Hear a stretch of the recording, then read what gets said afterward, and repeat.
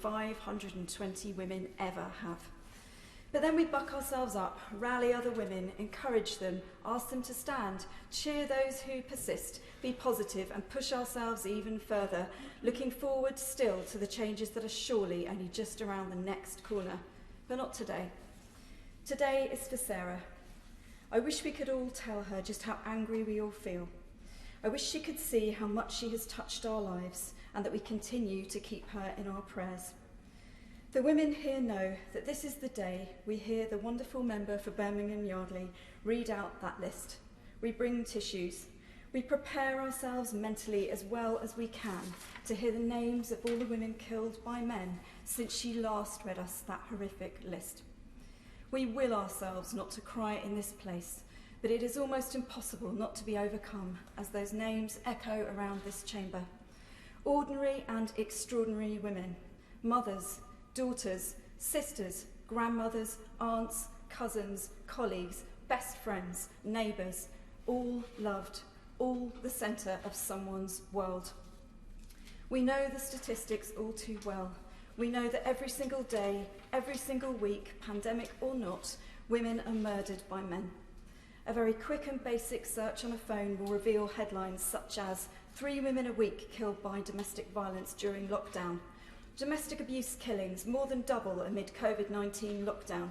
Calls to women's helplines soar during lockdown, and it goes on and on and on.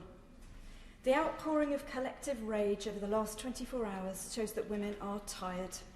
We are tired of having to preempt possible violence, tired of having to risk assess every ordinary, everyday action, every hour of every day of our lives. We are tired of having to explain and justify every simple choice we make, opinion we hold, every aspect of our appearance. We're sick of our voices going unheard, our calls for action being dismissed and delayed, sick of rules being changed to exclude us, even in the oldest and most seemingly noble of our long-established institutions. Sarah Everard has reignited a fire within us, much like George Floyd did. Enough is enough. We must take a long, hard look at society, at social media, at misogyny, at violence, at ourselves, and let's hope that next year's list is virtually non-existent. It's really painful to see the revelations brave women are individually making on platforms like Twitter. Every woman I know will have a similar story.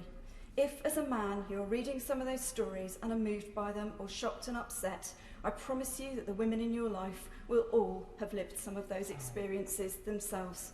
Some of those experiences just need to be listened to. Thank you. Thank you. Now we go to Laura Trott. Thank you, Madam Deputy Speaker.